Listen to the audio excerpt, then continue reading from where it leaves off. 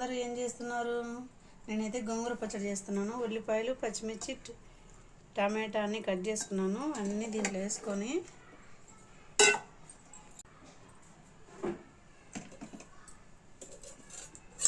ఒక 3 స్పూన్ల ఒక టీ గ్లాస్ వేసుకొని సిమ్లో పెట్టుకోవాలి. మగ్గుతుంది బాగా, దంచుకుంటే బాగా టేస్ట్ వస్తుంది. అందుకని నేను ఇలా పప్పు గుత్తి పెట్టి చిన్నగా మెదుపుకుంటే బాగుంటుంది. కొన్ని తెల్లగడ్డలు వేసాను.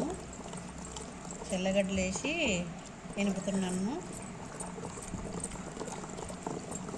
పచ్చడి అన్నము